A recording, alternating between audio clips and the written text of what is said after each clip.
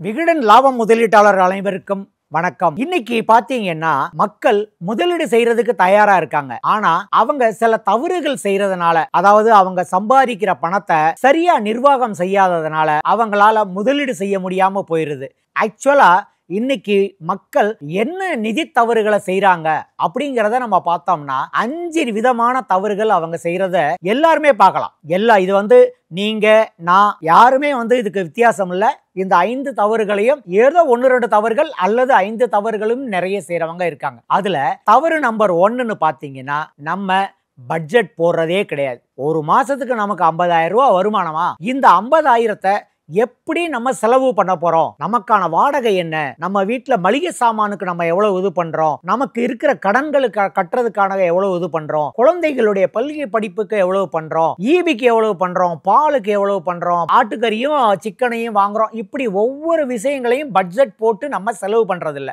சம்பளம் வந்ததா அன்னைக்கு எல்லாருமே பிரியாணி சாப்பிடுறோம், சம்பளம் இல்லையா எல்லாருமே சாதாரணமா ரசம் சோறு சாப்பிடுறோம். நம்முடைய சம்பளம் இவ்வளவு, நாம இவ்வளவு நம்ம செலவழிக்கணும், இவ்வளவு நம்ம செலவு பண்ணணும் அப்படிங்கிற ஒரு பட்ஜெட் போடாம செலவு பண்றதுனால என்ன ஆகுது, நம்முடைய பணம் 1ஆம் தேதியோ அல்லது சம்பளம் வந்த உடனே எல்லாருமே நம்ம ஹாப்பியா இருக்கோம். ஆனா 20 தேதியோ 25 தேதியோ பர்ஸை திறந்து பாத்தீங்கன்னா பர்ஸ் காலியா இருக்கு. என்னடா செய்யறது, எப்படி பொழுத போக்குறது அப்படிங்கறது தெரியாம நம்ம கவலைப்பட ஆரம்பிச்சிடறோம். சோ பட்ஜெட் போட்டு செலவு பண்ணோம்னா அடுத்த மாசம் 30ஆம் தேதி வரைக்கும் நம்ம யாரையும் நம்ம எதிர்பார்த்திருக்க வேண்டிய அவசியமே இருக்காது. நம்ம செய்யற 2வது தவறு என்ன, அதாவது நமக்கு எவ்வளவு பணம் வருதோ அதை எல்லாத்தையுமே நம்ம செலவு பண்றதுல குறியா இருக்கும். அதாவது சம்பளம் வந்துருச்சா, ஓகே, ஷாப்பிங் போவோம், தியேட்டருக்கு போறோம், மாலுக்கு போறோம், எங்கெல்லாம் செலவு பண்ண முடியுமோ நம்ம செலவு பண்ணிடுறோம். இப்ப நான் உங்ககிட்ட ஒரு கேள்வி கேட்கிறேன். உங்களுக்கு வருமானம் வருது இல்லையா, இதுல நீங்க 10% வருமானத்தை சேவ் பண்றீங்களா? அப்படி சேவ் பண்ணும் பட்சத்துல உங்களுக்கு நான் 60 மார்க் கொடுப்பேன். 20% நீங்க சேவ் பண்றீங்களா, உங்களுக்கு 70 மார்க் கொடுப்பேன். 30% சேவ் பண்றீங்களா, உங்களுக்கு 80 மார்க் கொடுப்பேன். 40% சேவ் பண்றீங்கன்னா உங்களுக்கு 90 மார்க். 50% என்னால சேவ் பண்ண முடியும் அப்படின்னா உங்களுக்கு 100 மார்க் நான் கொடுப்பேன். ஆனா எல்லாரையாலையும் 50% சேவ் பண்ண முடியும்னு சொல்ல முடியாது. சோ அட்லீஸ்ட் இந்த 20% நீங்க சேவ் பண்ண பாருங்க. அப்படி சேவ் பண்ண ஆரம்பிச்சீங்கன்னா உங்களுக்கு வாழ்க்கையில கஷ்டமே இருக்காது. அட்லீஸ்ட் 20% பண்ண முடியலையா, கட்டாயம் 10%. என்னுடைய வருமானம் 40,000 ரூபாய், ஆனா 10% நான் சேமிக்கணும், முதலீடு பண்ணணும் அப்படிங்கிறப்ப அந்த 4,000 ரூபாய் என்னுடைய பணம் இல்லைன்னு நீங்க நினைச்சிடணும். 36,000 ரூபாய் தான் என்னுடைய வருமானம் நினைச்சிட்டீங்கன்னா 40,000ங்கிறது உங்களுக்கு மறந்து போயிடும். சோ அந்த 36,000த்துல நீங்க பட்ஜெட் போடலாம், சேமிக்கலாம், முதலீடு செய்யலாம். சோ உங்களுடைய வருமானத்துல இன்று வரை நீங்கள் சேமிப்புக்கோ முதலீடுக்கோ எந்த பணத்தையும் ஒதுக்காம இருந்திருக்கலாம். ஆனா தயவு செஞ்சு இனிமே ஒதுக்குங்க. 10% அல்லது 20% கட்டாயமா ஒதுக்குனீங்கன்னா உங்களுக்கு எந்த பிரச்சனையுமே இருக்காது. நம்ம செய்யற 3வது முக்கியமான தவறு, 20 தேதிக்கு பிறகு நம்ம கிட்ட கையில காசே இருக்கிறது கிடையாது. அப்ப என்ன பண்றோம், கடன் வாங்க ஆரம்பிக்கிறோம். இந்த உலகம் நம்மளை கடனாளி ஆக்குறதுக்கு ரொம்ப தயாரா இருக்கு. ஏன்னா காலையில பாத்தீங்கன்னு வச்சுங்க, 10 போன் வருது. சார் லோன் வேணுமா, சார் கடன் வாங்கிறீங்களா, சார் 2 லட்சம் ரூபாய் நாங்க உங்களுக்கு கடன் கொடுக்குற தயாரா இருக்கோம், சார் பர்சனல் லோன் வாங்குங்க சார், ஜாலியா செலவு பண்ணுங்க சார், அப்படிலாம் சொல்றாங்க. ஆனா கடன் வாங்கணும்னா என்ன நடக்குங்கிறது உங்களுக்கு தெரியும். இன்னைக்கு கடன் பாத்தீங்கன்னா மினிமம் 12%ல இருந்து 28% வரைக்கும் அசால்ட்டா நம்ம வட்டி கட்ட வேண்டியிருக்கு. கடன் வாங்குறப்ப நமக்கு என்ன ஆகுதுன்னா, நமக்கு பணம் கிடைச்சிரும், நம்ம ஜாலியா செலவு பண்ணுவோம். ஆனா வட்டி கட்டுறப்ப நம்மளுடைய வருமானத்துல இருந்து பெரும் தொகையை நம்ம இழக்க வேண்டியிருக்கு. சோ வருமானமே நமக்கு கம்மியா இருக்கிறப்ப கடனுக்கான வட்டியை கட்டுறப்ப நம்மளுடைய வாழ்க்கை தரம் தினமும் குறையுதே ஒழிய நம்ம வாழ்க்கையில முன்னேற்றம்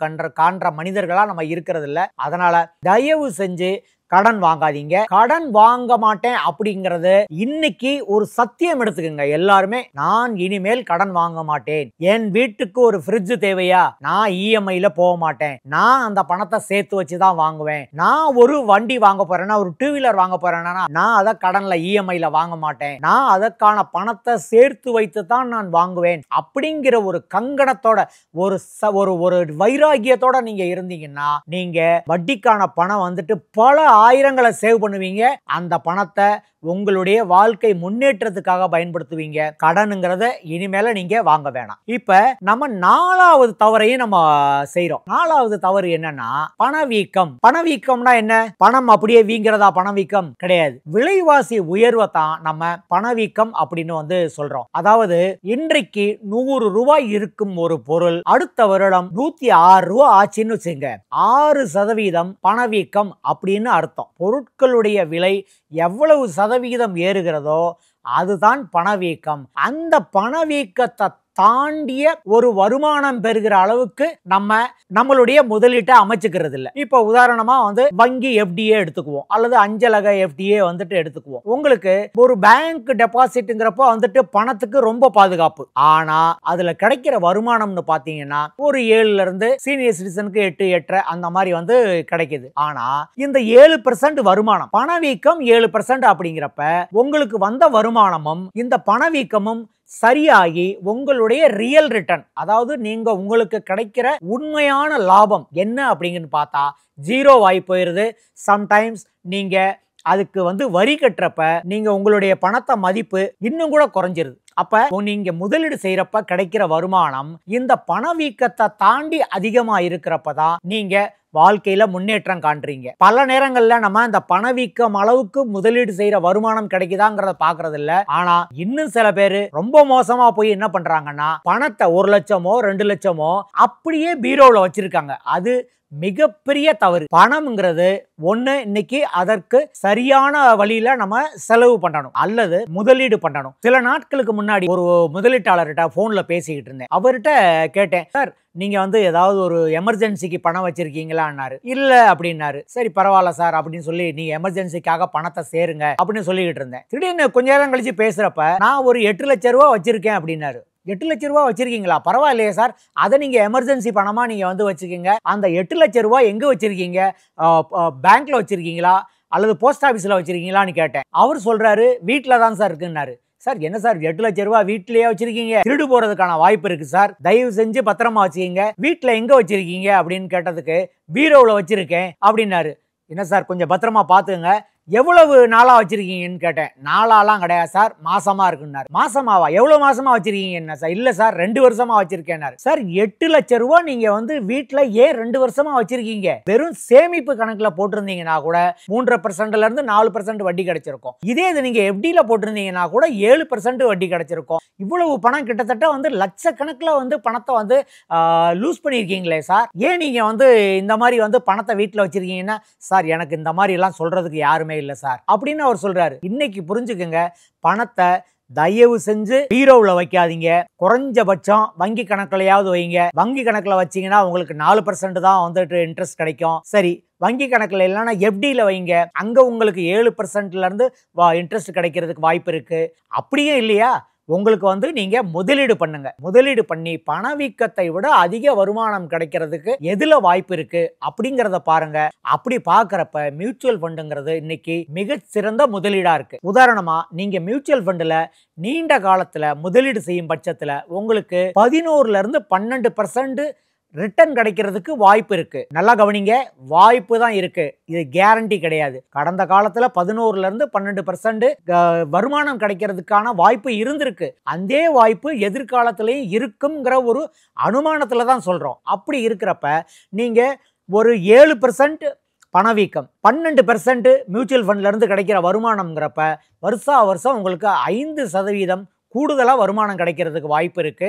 இதுல உங்களுக்கு 1% நீங்க வரியா போச்சுன்னா கூட 4% உங்களுக்கு கூடுதல் வருமானம் கிடைக்கும். சார் 4% எல்லாம் கூடுதல் வருமானம் ஒரு பெரிய விஷயமா அப்படின்னு நீங்க கேட்கலாம். நான் சொல்றது ஒரு வருஷத்துக்கு கிடையாது, நீண்ட காலத்துல கிடைக்கிறப்ப 10 வருஷம் 15 வருஷம் 20 வருஷம் கிடைக்கிறப்ப இந்த 4% ஒவ்வொரு ஆண்டும் அதிகமா கிடைக்கிறப்ப உங்களுக்கு கிடைக்கிற வருமானம் பார்த்தீங்கன்னா மிகப்பெரிய அளவுல இருக்கும். அதனால தயவு செஞ்சு பணவீக்கத்தை விட அதிக வருமானம் தரும் முதலீடுகளில் முதலீடு செய்ய ஆரம்பிங்க. நம்ம எல்லாருமே செய்யற 5வது தவறு என்னன்னா முதலீடுங்கிற விஷயத்த நம்ம தேடி போகாமலே இருக்கிறது தான். ஏன்னா மியூச்சுவல் ஃபண்டுனாலே ரொம்ப ரிஸ்க் நிறைஞ்ச விஷயம்னு நினைக்கிறோம். ஆக்சுவலா நீங்க ரிஸ்க் இல்லாம ஒரு கூடுதல் வருமானத்தை இந்த காலத்துல பெறவே முடியாது. நம்ம வண்டியில இருந்து விழுகிறதுக்கான வாய்ப்புகள்ங்கிறது 100% இருக்கு. ஆனா நம்ம வண்டியில இருந்து விழுந்துடுறோமா? இல்ல ஏதோ ஒருத்தர் திடீர்னு வந்து முன்னாடி நின்னுட்டா கூட நம்ம அதை எப்படி வண்டியை பிரேக் போட்டு நிறுத்துறது அப்படிங்கிற ரிஸ்கை மேனேஜ் பண்றதுங்கிறத நம்ம கத்துக்கிட்டு இருக்கோம். இது மாதிரி ஒவ்வொரு விஷயத்திலையும் ரிஸ்க் வர்றப்ப அதை எப்படி மேனேஜ் பண்றோம் அப்படிங்கிறத நம்மளைய அனுபவத்துல கத்துக்கிறோம். அது மாதிரி தான் மியூச்சுவல் ஃபண்டில் இருக்கிற ரிஸ்கையும் நம்மளால ரொம்ப ரொம்ப ஈஸியா நம்ம மேனேஜ் பண்ண முடியும். அதை நம்ம கத்துக்கணும். ஐயோ ரிஸ்க் அதிகமா இருக்கு, நம்ம வந்துட்டு கேரண்டி இல்லைன்னு சொல்றாங்க, அதனால நம்ம அது பக்கம் போக வேணாம் அப்படின்னு நினைக்கிறது தப்பு. அதுல இருக்கிற ரிஸ்கை நம்ம எப்படி மேனேஜ் பண்ண முடியும், நம்ம அதுக்காக கத்துக்க வேண்டிய விஷயங்கள் என்ன அப்படிங்கிறத கத்துக்கிட்டு பண்ணீங்கன்னா எதிர்காலத்துல நல்ல லாபம் சம்பாதிக்கிறதுக்கு வாய்ப்பு இருக்கு. இனிவரும் காலத்துல இந்த 5 தவறுகளையும் செய்ய வேணாம். எல்லாருமே பட்ஜெட் போட்டு செலவு பண்ணுங்க, ஓவரா ஸ்பெண்ட் பண்ணாதீங்க, கடன் வாங்கி செலவு பண்ணாதீங்க, பணவீக்கத்தை விட அதிகமான வருமானம் கிடைக்கிறதுல முதலீடு பண்ணுங்க. நன்றி, வணக்கம். லாபம் நமதே.